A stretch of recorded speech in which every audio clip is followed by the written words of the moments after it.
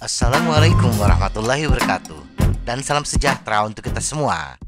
Setiap pesepeda merasakan kebutuhan akan kecepatan. Jika kita seorang pesepeda yang rajin, bahkan hanya pesepeda pemula, dorongan untuk meningkatkan kecepatan bersepeda kita adalah hal yang wajar bagi semua pesepeda.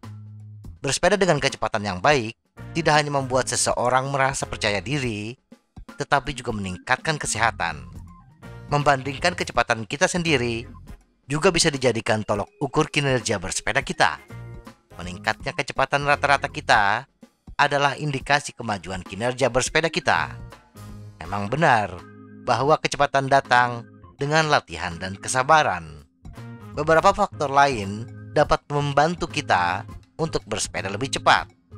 Mengetahui apa saja yang menjadi faktor penentu kecepatan kita akan mengarahkan kita pada latihan yang terarah dan terukur.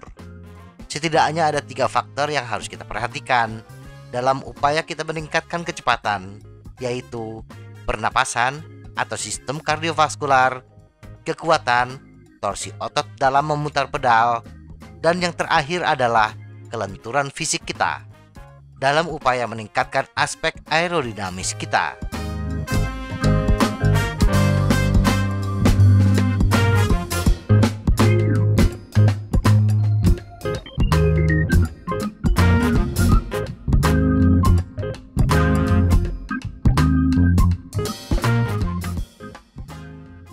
Pernafasan atau sistem kardiovaskular.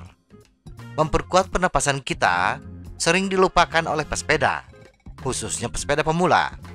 Mereka kadang-kadang termakan doktrin bahwa yang terpenting untuk meningkatkan kecepatan adalah kekuatan, atau dalam bahasa sederhananya, kekuatan dengkul. Memang benar, kekuatan otot dalam mengayuh pedal turut berperan dalam upaya kita meningkatkan kecepatan. Ada 2 sistem pengolahan bahan bakar menjadi energi untuk tubuh kita, yaitu aerobik dan anaerobik. Aerobik didefinisikan sebagai berkaitan dengan, melibatkan, atau membutuhkan oksigen. Istilah ini mengacu pada penggunaan oksigen untuk memenuhi kebutuhan energi selama latihan melalui metabolisme aerobik secara memadai. Sedangkan anaerobik adalah proses energi yang tidak membutuhkan oksigen. Proses aerobik sangat bergantung kepada pernapasan dan bisa dilakukan dalam durasi yang lama. Sedangkan proses anaerobik akan digunakan bila kita menggunakan kekuatan otot dan hanya bisa bertahan dalam durasi yang pendek. Dari sini, kita bisa pahami bahwa memiliki pernafasan yang baik akan menghasilkan kecepatan rata-rata yang tinggi, karena kita bisa mempertahankan keluaran daya dalam durasi yang lama. Kekuatan. Bersepeda adalah olahraga kekuatan. Daya atau power adalah gaya dikalikan kecepatan putaran pedal. Kekuatan atau pulse adalah jumlah usaha yang kita lakukan ketika memutar pedal. Bersepeda membutuhkan kekuatan kaki. Pesepeda yang memiliki kekuatan kaki yang besar akan mampu memutar pedal pada gear rasio yang lebih besar.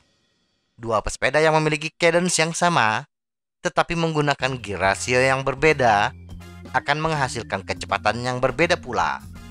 Pesepeda yang mampu memutar pedal pada gear rasio yang besar dengan cadence yang sama akan lebih cepat dibandingkan pesepeda yang hanya mampu memutar pedal pada gear rasio yang kecil.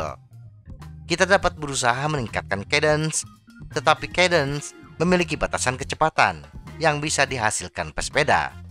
Jadi, bila kita sudah mengoptimalkan cadence yang sangat bergantung kepada kekuatan pernafasan, maka untuk meningkatkan kecepatan lebih lanjut, kita harus menaikkan kekuatan kaki.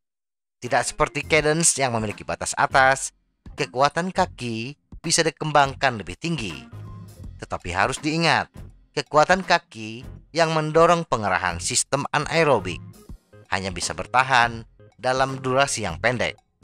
Itulah kenapa penggunaan kekuatan kaki mengayuh sepeda dengan cadence tinggi pada gear rasio yang besar hanya dilakukan oleh pesepeda menjelang garis finish, atau hanya dilakukan oleh pesepeda time trial yang panjang lintasannya tidak terlalu panjang.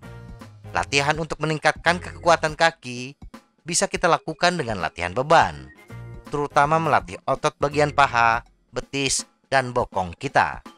Di samping latihan beban, kita juga bisa meningkatkan kekuatan dengan melatih daya tahan bersepeda. Semakin lama kita bersepeda, maka kekuatan kaki pun akan semakin meningkat.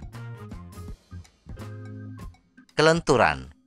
Pada taraf tertentu, pesepeda membutuhkan fleksibilitas karena dua alasan utama. Agar mampu bersepeda dengan posisi seaerodinamis mungkin, sehingga akan meningkatkan kinerja dan kenyamanan, dan pada akhirnya akan meningkatkan kecepatan bersepeda. Kedua, untuk membantu pemulihan otot dan mengurangi kemungkinan cedera, ketegangan sendi, dan nyeri. Selain power yang kita kerahkan untuk meningkatkan kecepatan bersepeda kita harus mengurangi nilai hambatan yang ditimbulkan ketika bersepeda. Hambatan terbesar dalam bersepeda, khususnya di jalur datar, adalah hambatan udara. Bersepeda dalam posisi yang lebih aerodinamis akan menurunkan nilai hambatan udara, sehingga kita hanya membutuhkan power yang lebih sedikit untuk kecepatan yang sama. Nah, bila sisa power tersebut kita manfaatkan untuk meningkatkan kecepatan, maka laju sepeda pun akan semakin cepat. Dengan kata lain, bersepeda dengan power yang sama akan menghasilkan kecepatan yang lebih tinggi bila hambatan yang harus dihadapi lebih kecil. Pesepeda yang memiliki kelenturan tubuh yang bagus akan mampu menghasilkan posisi bersepeda yang lebih aerodinamis.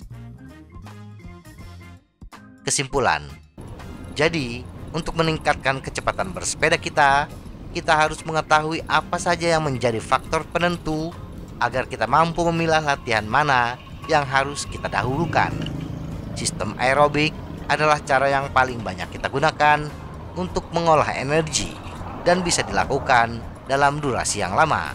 Maka wajar bila kita memprioritaskan untuk melatih sistem aerobik kita, yaitu memperkuat pernafasan kita, khususnya yang terkait dengan otot-otot pernapasan. Kemudian, kecepatan juga erat kaitannya dengan hambatan. Dan hambatan terbesar ketika bersepeda di jalur datar adalah hambatan udara. Maka kita harus berupaya untuk menurunkan nilai hambatan udara ini dengan cara bersepeda dengan posisi seaerodinamis mungkin. Dan agar kita mampu bersepeda dalam posisi yang aerodinamis, kita membutuhkan kelenturan tubuh yang bagus. Semoga informasi ini bermanfaat. Tetap sehat. Salam goes.